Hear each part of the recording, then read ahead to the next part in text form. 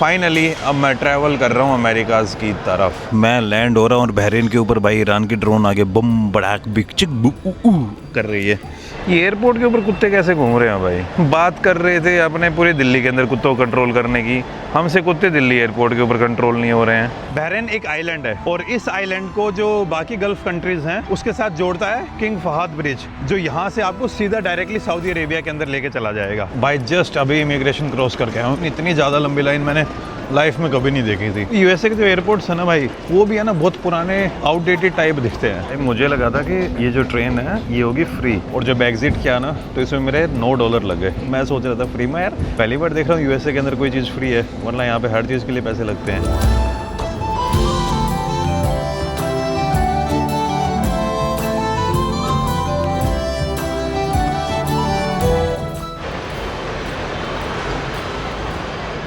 Good evening guys, और स्वागत है आपका एक और नई वीडियो, एक और नई सीरीज़ एंड अपने दिल्ली के दिल्ली इंटरनेशनल एयरपोर्ट से। तो भाई आज 3 घंटे पहले मैं गुवाहाटी से फ़्लाइट लेके दिल्ली पहुंचा। गुवाहाटी से मेरी फ़्लाइट थी 8:30 बजे और दिल्ली में लैंड हुआ लगभग 10:30-11 के अराउंड। और भाई अभी T1 से T3 तक मैं टैक्सी लेके आया और भाई फाइनली अब मैं ट्रैवल कर रहा हूँ अमेरिकाज़ की तरफ। ये मेरा सेकंड लास्ट कॉन्टिनेंट है जो बचा हुआ था, बाकी 5 कॉन्टिनेंट मैं कर चुका हूँ। एंटार्क्टिका और जो साउथ अमेरिका वो मेरा बचा हुआ था। लैटिन अमेरिका के अंदर मैं जा चुका हूँ 2024 के अंदर, जब मैं सेंट्रल अमेरिका ट्रैवल कर रहा था। लेकिन लैटिन अमेरिका में जो सदर्न अमेरिका है उसको टच नहीं किया था मैंने, वो भाई अब की बार कर लूँगा। लेकिन वहाँ जाने से पहले भाई मैं जा रहा हूँ यूएसए, और यूएसए जाने से पहले भी मैं जा रहा हूँ भाई बहरीन, क्योंकि जो ये मेरी एयरलाइन है जिससे मैं ट्रैवल कर रहा हूँ that is Gulf Air and that goes through Delhi to Bahrain and Bahrain to USA. यानी मैं न्यूयॉर्क में लैंड करने वाला हूँ JFK पर। पहली बार होगा कि भाई मैं न्यूयॉर्क में लैंड करूँगा। उससे पहले मैं लास्ट टाइम लैंड किया था डैलस फोर्ट वर्थ टेक्सास के अंदर लैंड हुआ था मैं, और अब की बार भाई JFK में लैंड कर रहा हूँ मैं न्यूयॉर्क के। लेकिन पंगा क्या है कि भाई आप लोगों को पता ही होगा, वो ईरान इजराइल US वॉर के कारण बहरीन एंड कुवैत के ऊपर सीज़ फायर होने के बाद वापस से फायरिंग होने लग गई है। कुछ ड्रोन अटैक्स हुए हैं, तो देखते हैं कि मैं सेफली पहुंच पाऊंगा या नहीं पहुंच पाऊंगा। आज 8 जून है और आज भी कुछ स्ट्राइक्स हुई थी ड्रोन की। कोई नहीं, अब देखते हैं भाई क्या रहेगा क्या नहीं रहेगा। ये दोनों बैग हैं, ज़्यादा लगेज के साथ मैं ट्रैवल नहीं कर रहा हूँ, और अंदर जाके एक बार चेक इन करता हूँ और उसके बाद भाई सारा प्रोसीजर देखते हैं। ये एयरपोर्ट के ऊपर कुत्ते कैसे घूम रहे हैं भाई। बात कर रहे थे अपने पूरे दिल्ली के अंदर कुत्तों को कंट्रोल करने की, हमसे कुत्ते दिल्ली एयरपोर्ट के ऊपर कंट्रोल नहीं हो रहे हैं। अब कई डॉग लवर आएंगे कि यार नहीं ऐसे कुत्तों को करना चाहिए, माना बिल्कुल सही बात है भाई, लेकिन इस बेचारी कोई गलती नहीं है। अभी अब तक मैंने 4 से 5 कुत्ते देख चुका हूँ मैं दिल्ली एयरपोर्ट के ऊपर, और मुझे यहाँ पे आए हुए 15-20 मिनट ही हुए हैं। अंदर तो भाई अभी जाने वाला हूँ मैं 8A 8B।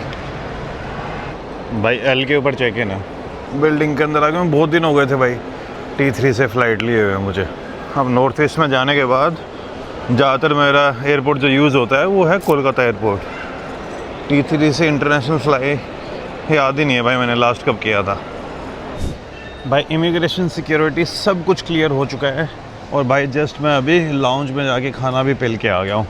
And now I am going towards my boarding gate. Boarding लगभग 4:30 बजे या 4 बजे के आसपास स्टार्ट होगी, क्योंकि फ़्लाइट का टाइम है 4:55 यानी 4:55 का। ऑलमोस्ट 5 बजे फ़्लाइट यहाँ से डिपोर्ट करेगी बहरीन के लिए। और ये है दिल्ली का इंटरनेशनल एयरपोर्ट। भाई यार मेरे को है ना अपने दिल्ली एयरपोर्ट से एक शिकायत है, यहाँ पे है ना ऑटोमेटेड ट्रे सिस्टम नहीं है। जब आप सिक्योरिटी के लिए जाते हो अपना लगेज उन ट्रेज में रखते हो तो हर चीज़ आपको उठा के लेके आनी पड़ती है। भाई देश की राजधानी बना रखी है तुमने, इसका सिस्टम थोड़ा ट्रे वाला कर दो। फ़ीस तो अच्छी खासी लेते ही हैं अपने से, तो ट्रे लगा दो ऑटोमेटिक। कोई बंदा यहाँ पे आता है उसका कैसे ही सोचेगा कि भाई ठीक है हम बोलते रहते हैं बड़ी इकोनॉमी, लेकिन एक प्रॉपर ऑटोमेटेड ट्रे नहीं लगा रखी है दिल्ली के अंदर। यार गुवाहाटी जैसे एयरपोर्ट में मिल जाएंगे आजकल आपको, और गुवाहाटी तो बेचारा Tier 2 सिटी आती है, तो इसके ऊपर दिल्ली एयरपोर्ट में ध्यान देना चाहिए भाई। ये देखिए मेरी फ़्लाइट, अगर मैं आपको दिखाऊँ तो 4:55 बहरीन 1B ऑन टाइम। भाई मैं गेट्स की तरफ जा रहा हूँ, गेट मेरा 1B है तो सबसे एंड में ही है। अब चलते जाना होगा। यहाँ पे 15B है आई थिंक, हाँ 15A एंड 15B। भाई मैं मेरे गेट के पास पहुँच गया हूँ अभी। Gate number 1B। शारजा के लिए तो बोर्डिंग स्टार्ट हो गई है, लेकिन बहरीन वाली अभी थोड़ी बहुत बची हुई है। पता ही नहीं क्या सीन रहेगा क्या नहीं। मैं लैंड हो रहा हूँ और बहरीन के ऊपर भाई ईरान की ड्रोन आगे बम बड़ाक बिक चिक बु कर रही है। भाई ये वाली ट्रिप प्लान करते हुए ना मेरे को कम से कम 2-3 महीने हो गए थे कि यार जल्दी करूँगा। फिर बीच में फ़िलीपींस का प्लान बना लिया। पंगा क्या हुआ था कि यार अभी रिसेंटली हमने नोमैडिफ्लाई के ना ऑपरेशन स्टार्ट किए हैं। नोमैडिफ्लाई पता होगा ना आप लोगों को। ये भाई एक ऐसी कंपनी है जो अनु और मैंने स्टार्ट की है, और इस कंपनी के अंदर हमारा फोकस रहता है सोलली ऑन भूटान। वैसे तो ये कंपनी हमने स्टार्ट की थी भूटान एंड नॉर्थ ईस्ट के लिए, लेकिन अपने जो नॉर्थ ईस्ट इंडिया वाले ऑपरेशंस हैं वो अभी हमने थोड़े होल्ड पे रखे हुए हैं। तो अभी हमारा फुल फोकस रहता है भूटान ट्रिप्स के ऊपर, जिसमें हम ग्रुप ट्रिप्स ऑर्गेनाइज़ करते हैं, पर्सनलाइज ट्रिप्स ऑर्गेनाइज़ करते हैं। अगर आपको हनीमून पे जाना है तो उससे रिगार्डिंग हम ट्रिप को ऑर्गेनाइज़ करते हैं, और इस कंपनी के सारे ऑपरेशंस अनु संभालती है। खास करके ग्रुप ट्रिप्स के अंदर अनु आप लोगों के साथ रहेगी। एंड अगर आप लोगों को भूटान के बारे में कुछ भी जानना है, कोई भी ट्रिप प्लान करनी है, वो सारी की सारी चीज़ें आपको नोमैडिफ्लाई के थ्रू मिल जाएंगी। और सबसे मज़ेदार बात क्या है कि भाई अनु खुद भूटान से है, तो अनु को भूटान के बारे में सब इन एंड आउट पता है। तो आप कभी भी भूटान जाने का प्लान करते हो, डोंट फॉरगेट द नेम नोमैडिफ्लाई, जहाँ पर आपको भूटान के रिगार्डिंग सारी की सारी चीज़ें मिल जाएंगी। It's like A to Z of Bhutan. फिर चाहे वो हनीमून ट्रिप हो, फिर चाहे वो दोस्तों के साथ वाली ट्रिप हो, फिर चाहे वो ग्रुप ट्रिप हो, फिर चाहे भाई वो लग्जरी ट्रिप हो, फिर चाहे वो बजट ट्रिप हो, everything is there on nomadifly.com। अगर आप चाहो तो हमें रीच आउट भी कर सकते हो info@nomadifly.com पर, और अगर आप चाहो तो हमारा जो इंस्टाग्राम का पेज है वहाँ पर भी आप हमें DM भेज सकते हो नोमैडिफ्लाई। सारी की सारी चीज़ें मैंने डिस्क्रिप्शन में मेंशन कर दी हैं। एंड भाई इसीलिए हम थोड़ा बिजी रह रहे थे आजकल, क्योंकि इस कंपनी में हमारा मोटो है कि भाई लोगों के एक्सपीरियंस ऐसे देना कि लोग मस्ती हो जाएं। अभी तक हमने भाई 5 पर्सनलाइज ट्रिप ऑर्गेनाइज़ की हैं और 1 ग्रुप ट्रिप ऑर्गेनाइज़ की है, और उन लोगों के जो फीडबैक थे ना, वो सुन के यार एक बार तो दिल ही पिघल गया कि यार सच में हम इतनी अच्छी सर्विस दे पा रहे हैं लोगों को। लोग बड़े खुश होके जा रहे हैं। एंड कुछ ऐसी चीज़ें हैं जो हमने हमारी कंपनी के लिए फुली फोकस करके बनाई है, ताकि आप लोगों को एक बहुत यस आप आ गए ना अब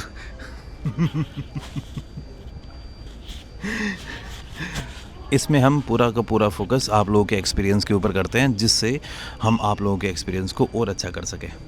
हाँ जी, एक भाई साहब आ गए थे और उनके आने के बाद मैं थोड़ा कॉन्शियस हो गया था। वो बोलते करिए। मैं सर जी अब आप आ गया, मैं नहीं बोल सकता, शर्म आ रही है मेरे को। बहरीन बोर्डिंग भाई ऑलमोस्ट हो गई है।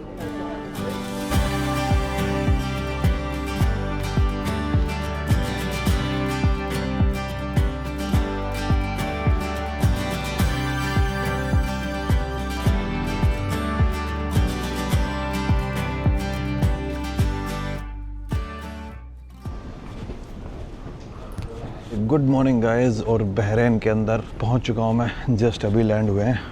एयरपोर्ट तो अच्छा है भाई, पर धूप इतनी तीखी है ना, एकदम नेक्स्ट लेवल ही। यहाँ पे तो गर्मी अभी और ज़्यादा हो गई। This is the worst time to come in Middle East weather के कारण। बाकी चीज़ें तो अब नॉर्मल हो रही हैं। भाई अब मैं निकल रहा हूँ एयरपोर्ट से बाहर।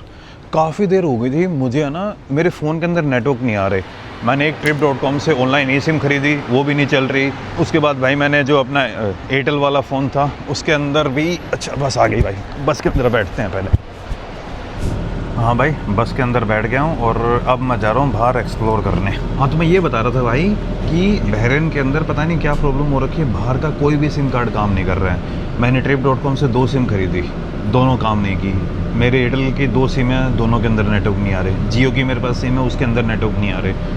सारे रिचार्ज कर दी मेरे, क्या पंगा हो रहा है। फिर मैं दुकान पे गया कि यहाँ पे सिम वाले बोलते sir because of the recent problems Bahrain के अंदर ये इश्यूज़ आ रखे हैं। मैं यार ये क्या बात हुई। फिर एक नई सिम यहाँ पे ख़रीदी, वो 2-3 हज़ार रुपये वो बर्बाद करने के बाद इससे अच्छा मैं पहली दुकान पे जाके बात कर लेता, वो बता ही देते कि यार ये प्रॉब्लम है। फिर अभी मैंने एक लोकल सिम खरीदी 4 बहरीनियन दिनार की, और भाई एक बहरीन दिनार इज़ ऑलमोस्ट लाइक 300 से 350 रुपये की वैल्यू है उसकी। तो 1000 रुपये की सिम मैंने एक और ख़रीदी। और बाकी बहरीन का जो फ्लैग है ना भाई, ऑलमोस्ट सिमिलर टू कतर का फ्लैग। ये बाहर का भाई एयरपोर्ट रह गया गल्फ एयर। और अगर गल्फ एयर का एक्सपीरियंस बताऊँ तो काफ़ी अच्छा एक्सपीरियंस था यार।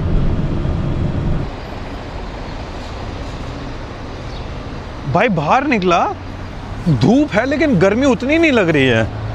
या तो भाई ये 1-2 मिनट के लिए होगा, 1-2 मिनट के बाद तो फिर गर्मी लगने लग जाएगी। काफ़ी दिनों बाद भाई मिडिल ईस्ट में आया हूँ। जब से अनु गुवाहाटी आ गई है, मेरा मिडिल ईस्ट के चक्कर लगने कम हो गए थे। बस में आया हूँ भाई, वो बस चली गई है और जाते टाइम भी बस में ही जाने वाला हूँ। पब्लिक ट्रांसपोर्ट ठीक है यहाँ पे। मैं अगर आपको दिखाऊँ तो बहरीन का फ्लैग, ये देखिए भाई, ये है बहरीन का फ्लैग, और ये साइड में देखिए कतर का फ्लैग।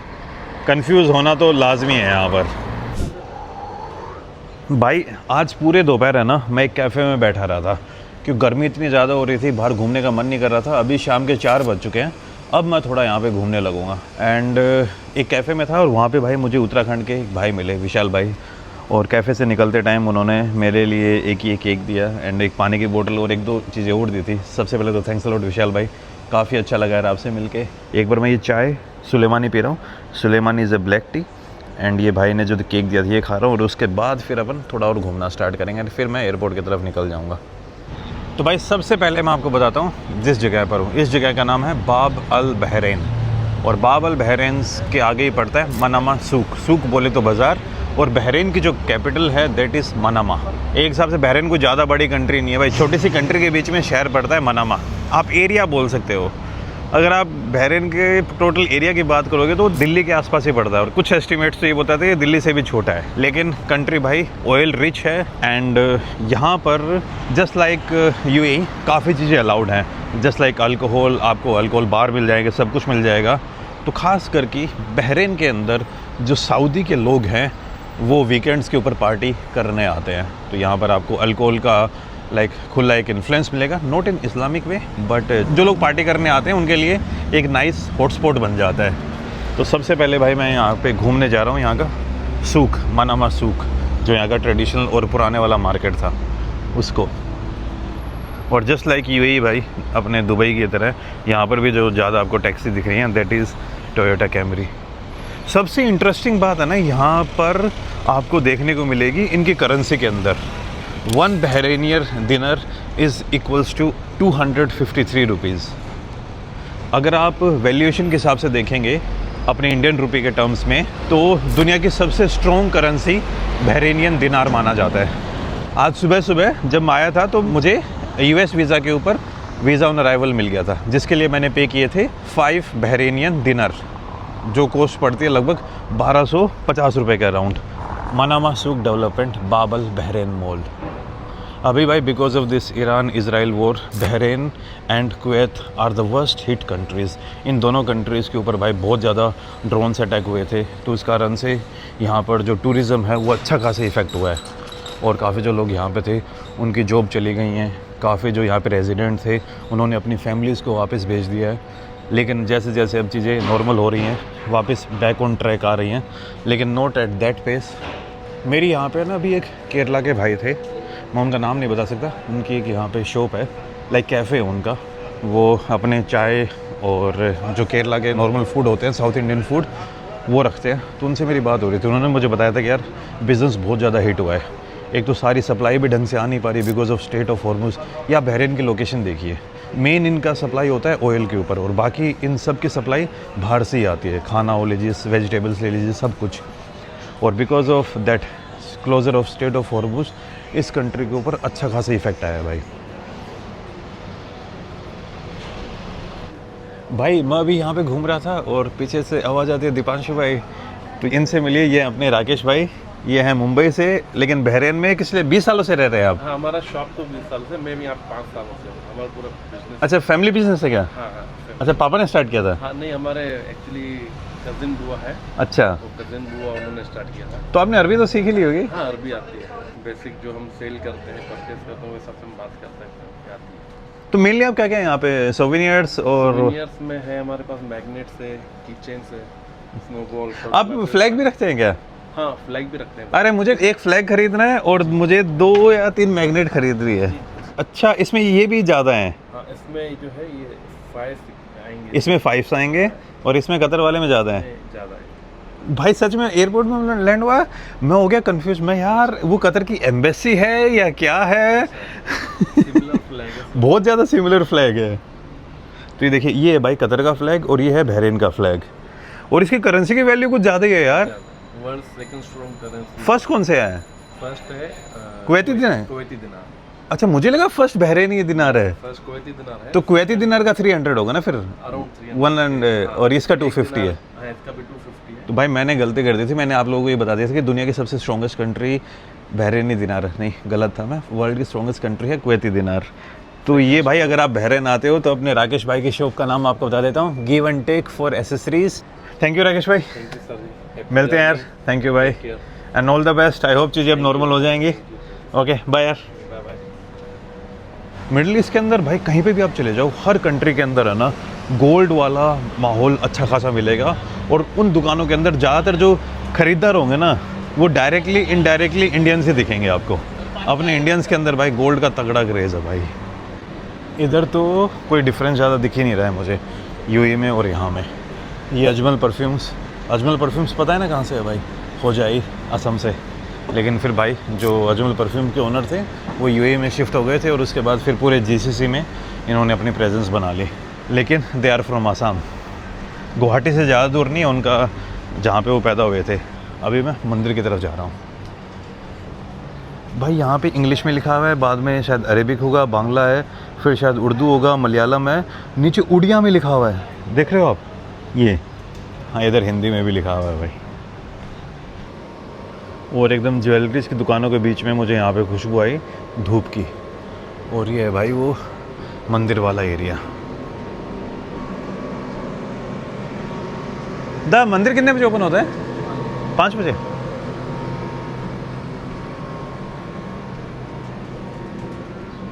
अच्छा, मंदिर जाने का रास्ता उधर है। पूरी धूप की खुशबू आ रही है इधर। बंद है अभी। थोड़ी थोड़ी चांदनी चौक जैसी वाइब भी है भाई यहाँ। आई थिंक मंदिर के पीछे का बैकग्राउंड ये वाला है। और यहाँ पे देखेंगे भाई एक बहुत पुरानी बिल्डिंग सी भी दिख रही है। ऐसा लग रहा है कि टूरिज़्म के ऊपर बहरीन का उतना बड़ा फोकस लग नहीं रहा मुझे। दुबई साइड है ना यूएई में, उन्होंने चीज़ें ज़्यादा ऑर्गेनाइज करके रखी हुई हैं। ऐसा नहीं कि यहाँ पे चीज़ें ख़राब हैं, लेकिन थोड़ा और अच्छा किया जा सकता है। पर यूएई ने भाई अपनी पूरी इकोनॉमी टूरिस्ट बेस बना ली, और ख़ास करके दुबई ने तो।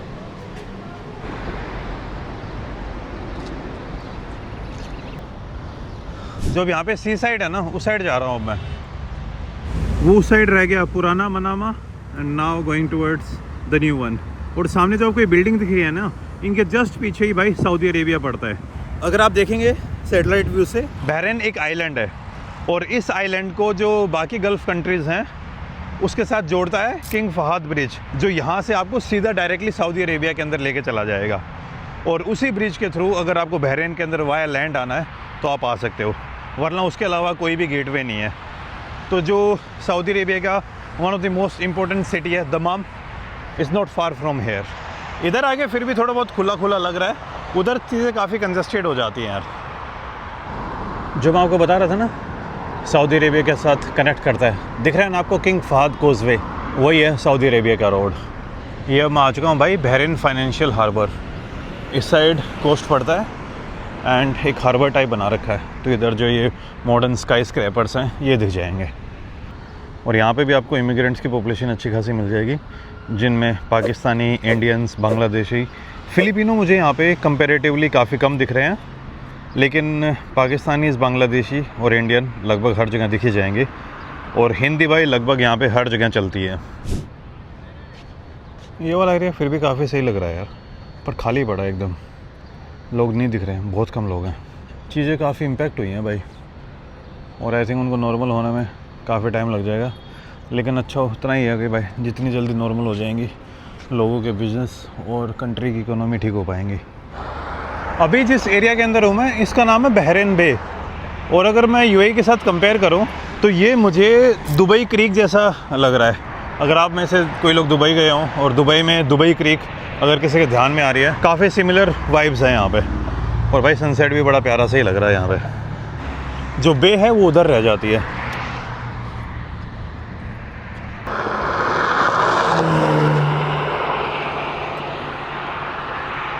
अभी जस्ट एक गाड़ी गई थी मस्त स्पीड के ऊपर। सनसेट भी होने चला है भाई, और धीरे धीरे मेरे फ़्लाइट का टाइम भी होने चला है। ये सामने वाली जो बिल्डिंग है ना भाई, बड़ी यूनिक सी है। 2 पिरामिड टाइप के स्ट्रक्चर हैं, दोनों आपस में कनेक्टेड है और बीच में वो विंड मिल टाइप लगा हुआ है, लेकिन वो घूम नहीं रहा। और ये भाई यहाँ का सामने बहरीन का हार्बर, और जो मैं लुलु आपको बोल रहा था ना, वो एकदम सामने ही है। जो ये ग्रीन ग्रीन दिख रहा है ना, दैट इज़ लुलु। और यहाँ पे एक है भाई कारीबू कॉफ़ी, जाने से पहले कॉफ़ी पी लूँगा। और सामने विंधम, थोड़ा सा यूनिक सा स्ट्रक्चर है इस बिल्डिंग का। एंड सूर्यदेव भी बस अभी थोड़ी देर में जाने वाले हैं। सनसेट प्यारी है, पर पूरा आसमान सा एकदम ऑरेंज सा हो रखा है। अभी वैसे इतनी गर्मी हुई नहीं है, पसीने तो आ रहे हैं, बट बेरेबल टाइप में। ये वाली यार जगह फिर भी मुझे अच्छी लगी, थोड़ी पीसफुल है, कोई चैपे पीपी नहीं है। ओल्ड टाउन थोड़ी ज़्यादा कंजस्टेड लगी मुझे। आई थिंक आने वाले टाइम में यहाँ पे वॉकिंग के लिए बना रहे हैं। अच्छी जगह है भाई ये वाली तो।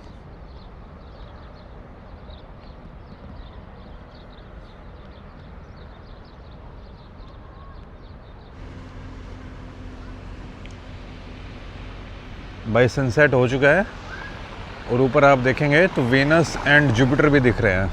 अभी इस कैफ़े के अंदर से है ना, मैं माचा पी के आया था, काफ़ी अच्छा लग रहा है। और अब भाई एयरपोर्ट पे जाने का टाइम हो गया है कि अब सिटी में क्या ही करूँगा, बाद में बसेस और बंद हो जाएंगी। तो अभी वहाँ पे जाके बस का वेट करना है। 2 बसेस लेनी है मुझे। एक बस मुझे यहाँ के सिटी सेंटर में छोड़ेगी और फिर वहाँ सिटी सेंटर से मुझे एक और बस लेनी है जो बस मुझे एयरपोर्ट पे ड्रॉप कर देगी। एयरपोर्ट पे जाके थोड़ा अच्छा सा स्पॉट ढूंढूंगा, फिर सोऊंगा भाई, एंड सुबह सुबह अपने निकल जाएंगे फ़्लाइट पकड़ के JFK।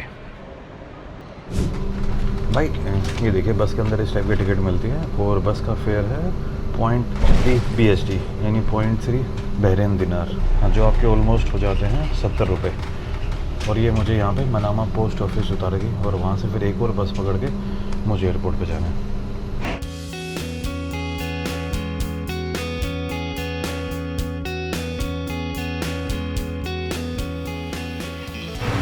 भाई सुबह तो क्या, दोपहर को जर्नी मैंने यहीं से स्टार्ट की थी और यहीं पे ख़त्म कर रहा हूँ। वापस आ गया हूँ बहरीन के इंटरनेशनल एयरपोर्ट के ऊपर। और अब भाई यहाँ से जा रहा हूँ मैं डिपार्चर्स की तरफ। ऊपर जाऊँगा एंड अपना जो चेक इन है वापस करेंगे टर्मिनल बिल्डिंग में जाके, लाउंज में जाके सोऊंगा मैं थोड़ी देर। ये लीजिए, आए हाय हाय, ठंडा मौसम है और हो गई है एंट्री अंदर बिल्डिंग में। एयरपोर्ट सच में काफ़ी प्यारा है भाई। हाँ, और दूसरा यार, अगर आप आते हो तो यहाँ पे आपको पब्लिक ट्रांसपोर्ट इजीली मिल जाएगा। पब्लिक ट्रांसपोर्ट रात के 12 बजे तक चलता है और सुबह 6 बजे स्टार्ट हो जाता है। तो यहाँ से आप जो सिटी है वहाँ तक बस लेके जा सकते हो। बस के अंदर है ना, अगर आपको दिखाऊँ तो यहाँ पे सिक्के चलते हैं। तो कहाँ गए ये भाई, 100 फिल्स, ये इस टाइप के सिक्के हैं बहरीन के। ये सिक्के चलते हैं और एक बस की राइड होती है 300 सिक्के, लगभग आपके 75 रुपीज़। और उससे आप कहीं पे भी जा सकते हो। तो 300 फिल्स लगेंगे बहरीन एयरपोर्ट से बहरीन सिटी के अंदर जाने के अंदर। और अगर आपको सिटी में घूमना है तो पब्लिक ट्रांसपोर्ट यहाँ पे काफ़ी ठीक ठाक है। आपको ऐसे कोई गाड़ी रेंट करने की ज़रूरत नहीं पड़ेगी। लेकिन अगर आप गाड़ी रेंट करना चाहते हो तो आपके पास फिर फ्लेक्सिबिलिटी आ जाती है। और ख़ास करके गर्मियों के टाइम पर आपको फिर ऐसे पब्लिक ट्रांसपोर्ट का वेट नहीं करना पड़ेगा। अभी उतनी गर्मी नहीं थी, मैनेजेबल था, लेकिन 1-2 महीने बाद यहाँ पे ऐसी गर्मी पड़ेगी जैसे तंदूर बन गया है भाई। सामने जो आपको दिख रही है, this is the sky line of Bahrain. इतनी बड़ी कोई लंबी स्काई लाइन नहीं है, लेकिन जो छोटी मोटी है वो अभी आपको दिख रही होगी। And right now I am at Bahrain International Airport. और अभी यहाँ से मैं फ़्लाइट लेके जाने वाला हूँ न्यूयॉर्क के JFK एयरपोर्ट के ऊपर। शाम के टाइम हो रखे हैं 9:30, 9:30, और जो मेरी फ़्लाइट है वो है मॉर्निंग में 3 AM की। जल्दी एयरपोर्ट पे आ गया, लेकिन मेरे पास कुछ और नहीं था करने को। तो अब मैं क्या करने वाला हूँ, एयरपोर्ट के अंदर जाऊँगा, चेक इन करूँगा, सिक्योरिटी क्लियर करूँगा, इमिग्रेशन करूँगा, एंड उसके बाद भाई सीधा लाउंज में जाके बैठ जाऊँगा अगले 4 से 5 घंटे तक।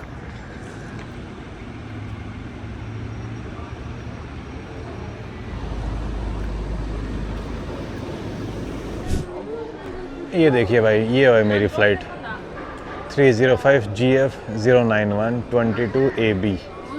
ये लिखा हुआ है न्यूयॉर्क। वेट कर रहा हूँ कब वो शो करे। हाँ, न्यूयॉर्क JFK आ गए भाई। एयरपोर्ट सच में बड़ा प्यारा है, बहुत बढ़िया बना रखा है एयरपोर्ट। इतना बड़ा नहीं है बाकी गल्फ़ कंट्रीज़ की तरह, लेकिन कंट्री के साइज़ को देखते हुए काफ़ी बड़ा है भाई। बहरीन एयरपोर्ट पे ये वाला काम मुझे बड़ा बढ़िया लगा है इन्होंने जो कर रखा है ना, लाइक इस तरीके से आप सो सकते हो अच्छे खासे। और अभी मेरे पास 1 घंटा है, तो यहाँ पे अब मैं आराम से 1 घंटा सोने वाला हूँ। 1 घंटा क्या भाई, 3 घंटे तो ऑलरेडी सो चुका हूँ। आपको पता ही होगा मैं 9 बजे के आसपास एयरपोर्ट के अंदर आ गया था और उसके बाद वेट ही कर रहा हूँ मैं। 1:10 हो गई है। जो बोर्डिंग है वो 2 बजे चालू होगी। फ़्लाइट है मेरी 3 बजे की। ऊपर से भाई ऐसा है, और इधर भाई लेटा पड़ा है आपका भाई। और अभी भाई ये जो मेरी फ़्लाइट है ये 14 आवर्स की होने वाली है, फ्रॉम बहरीन टू JFK। 14 घंटे, काफ़ी लंबी फ़्लाइट हो जाएगी भाई। पूरा यूरोप, पूरा मिडल ईस्ट, पूरा अटलांटिक, और उसके बाद फिर जाके भाई USA के अंदर एंट्री होगी आपके भाई की।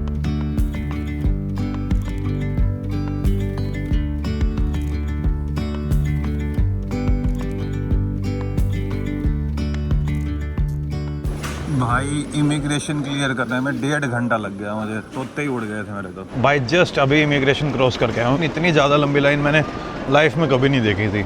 एक तो USA के जो एयरपोर्ट्स है ना भाई, वो भी है ना बहुत पुराने, अब आउटडेटेड टाइप दिखते हैं। ये है भाई JFK एयरपोर्ट का टर्मिनल 1, और अब मैं यहाँ से एयर ट्रेन लेके आगे की तरफ निकल रहा हूँ। इमिग्रेशन क्लियर होने में ज़्यादा टाइम नहीं लगा, लाइन बहुत लंबी थी भाई। अभी आई थिंक ये जो JFK एयरपोर्ट है ना, इसको अपग्रेड कर रहे हैं $19 बिलियन से। अभी यहाँ से मैं ये वाली ट्रेन लेके जमाइका स्टेशन जा रहा हूँ, और फिर वहाँ से दूसरी मेट्रो लेके मुझे आगे की तरफ जाना है। ये यहाँ की टर्मिनल ट्रेन है।